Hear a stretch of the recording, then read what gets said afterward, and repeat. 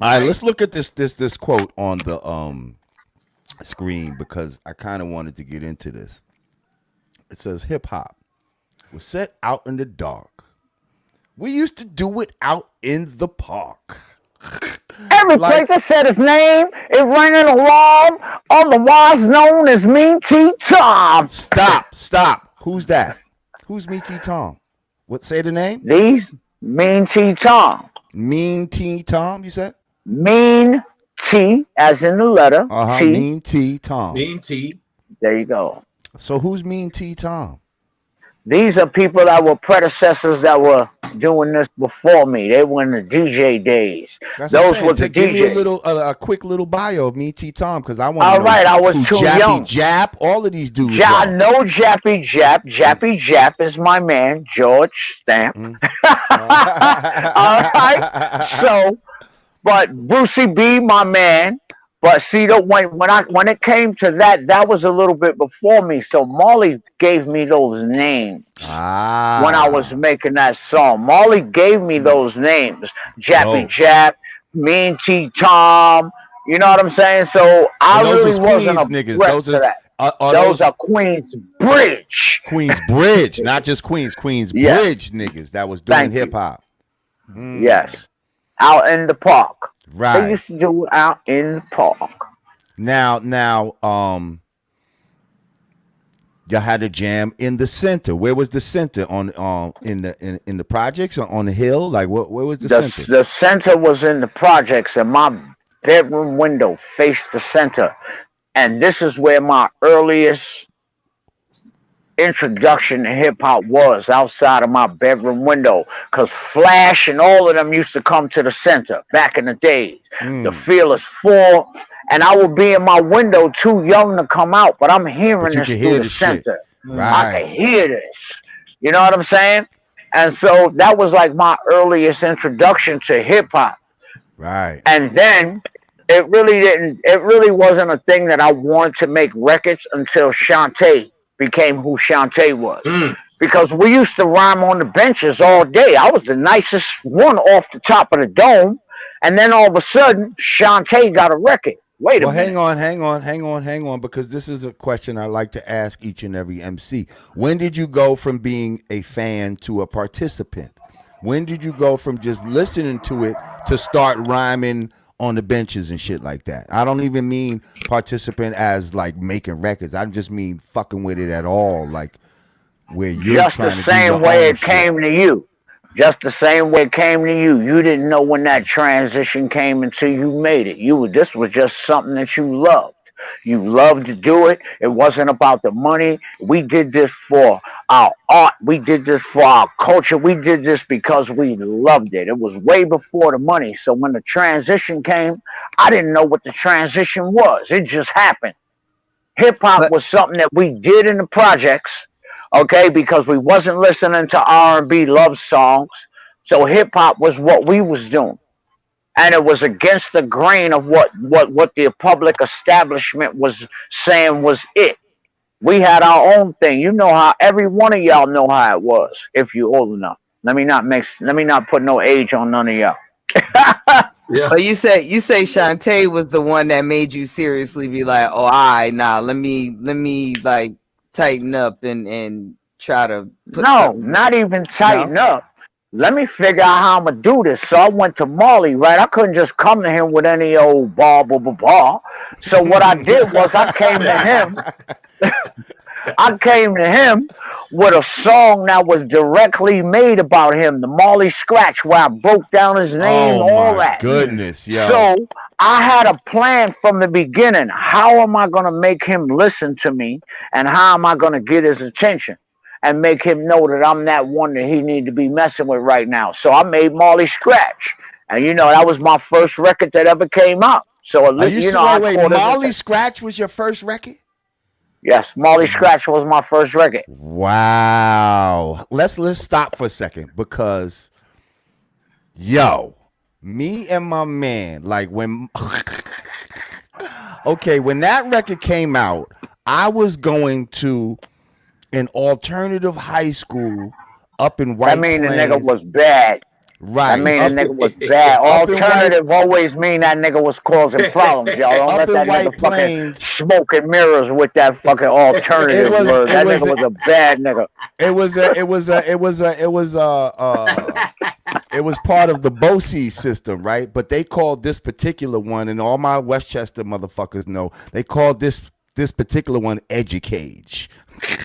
Because it's like Jesus Christ. Once you get in the morning, they lock the motherfucking it door. had a gate around it, and the shit was so far because it was so far away.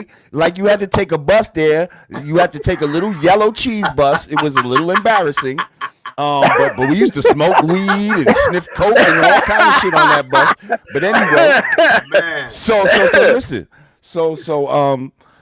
whatever. I'm up in Educage and shit. And me and my man, this dude from Yonkers, because it was like people from Mount Vernon, or Rochelle, Yonkers, Peekskill, like all the bad kids from all over Westchester. So boom, me and my man, Rich Love and shit.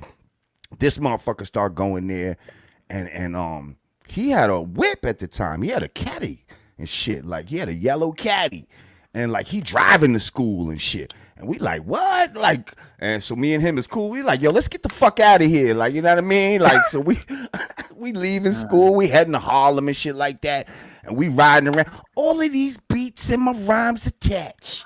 Form a new creation called the Marley Scratch. Yo, man, we thought we was so cool. Like, just in that song was so hard. And motherfucker, and then you just kept coming. What was your next joint after that? It was Please, my it favorite. was the Down by Law and Left Me Lonely came after that. But see what it was about the Marley Scratch. Now let's take it back. The beat was crazy. Before that, hold on, but before that, every artist was on that yelling shit. LL, rock the bells, running them. You know what I'm saying? Most artists were on that yelling shit. When I came with that, it made it cool to just be like, all of his beats and my rhymes attached. Because before that, everybody else was on some Melly Mel. Gotta be hard. You know what I'm saying? Rock the bell. Then I made it cool for brothers like you to motherfucking just be who we are. And to use our natural voices to do what we do without yelling, open the door for Rakims, the Canes, and whoever else. Because I came with something that was a little bit innovative. And that's all that I ever wanted to be in hip-hop. Innovative. Not steal nothing, not bite nobody's shit, but I was always the motherfucker writing all the fucking diss records. Well, I'm the fruity loins because I'm a loud ass on the mic. Right. See, and I'm not a yelling rapper. Like, so I know what you're saying. Like, I never was comfortable like trying to necessarily shout. Like I just like talking. Like, you know what I mean? Like, but yeah, like that was that real smooth shit. And then like, oh man, what'd you say? What was the next one after that? You said that Left Me Lonely was the one. And now see, Left Me Lonely, Ralph McDaniels did that video. And when Ralph did that video, Rap Videos wasn't looking like that. He actually took my words and made the story play out visually for you. And so Left Me Lonely, Ralph McDaniels is a pioneer in his field, period. I love Uncle Ralph. You know what I'm saying? He was doing all that video music box when some of these people were just swimming around in their daddy's, you know what I'm saying? And he's still doing it. You know what I'm saying? That's just the love of it. But Uncle Ralph made that Left Me Lonely go across, you know what I'm saying? And that was something that I was singing on tour, right? And then LL heard it. and he made all right. Oh. All right. So Russell went around, and this is not no bull crap. You know, I always say what I say. Tell us. Russell went around and paid motherfuckers not to play Left Me Lonely to make it seem like, oh, I'm biting off of L with the Left Me Lonely, when actually I was on tour with the hottest rap act with no records at all. And so what I was doing when I was on the shows was just Left Me Lonelies and the Project Holes. I was just singing these songs. They weren't records yet.